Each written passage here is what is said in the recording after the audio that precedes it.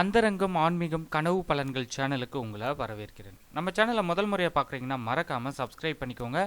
பல பயனுள்ள தகவல்கள் உங்களுக்காக காத்துட்டு இருக்கு. அந்தரங்கம் சம்பந்தமான தகவல்கள், ஆன்மீகம், கனவு சம்பந்தமான தகவல்கள்.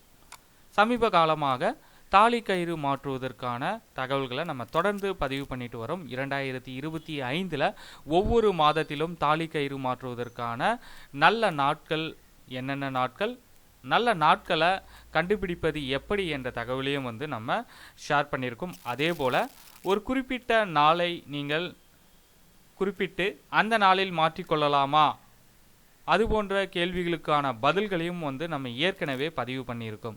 உதாரணமாக புதன்கிழமை தாலி கயிறு மாற்றலாமா, செவ்வாய்க்கிழமை மாற்றலாமா, ஞாயிற்றுக்கிழமை மாற்றலாமா, இது போன்ற கேள்விகளுக்கான பதில்களையும் இந்த சேனல் மூலமாக நீங்கள் பார்த்து தெரிஞ்சுக்கலாம். ஸோ இந்த காணொலியில் நம்ம என்ன பார்க்க போகிறோம் அப்படின்னா 2025 தாலி கயிறு மாற்றுவதற்கான உகந்த மாதம், நாட்கள் பற்றிய விவரங்களை நம்ம பார்க்க போகிறோம்.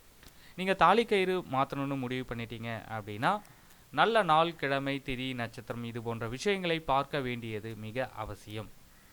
2025 தாலி கயிறு மாற்றுவதற்கான உகந்த மாதம் சித்திரை, வைகாசி, ஆடி, ஆவணி, ஐப்பசி, கார்த்திகை, மாசி இந்த மாதங்களில் மாங்கல்ய கயிறு மாற்றிக்கொள்வது என்பது மிக சிறப்பான விஷயம்.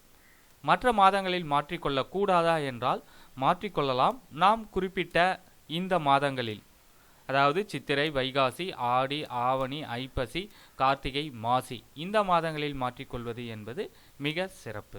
அடுத்து தாலி கயிறு மாற்றுவதற்கான நல்ல நாட்கள் திங்கள், செவ்வாய், வியாழன் இந்த நாட்களில் மட்டும்தான் தாலி கயிறு மாற்றிக்கொள்ள வேண்டும்.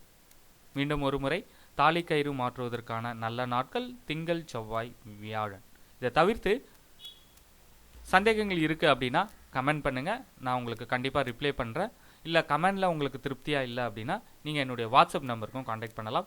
9840610942 9840610942.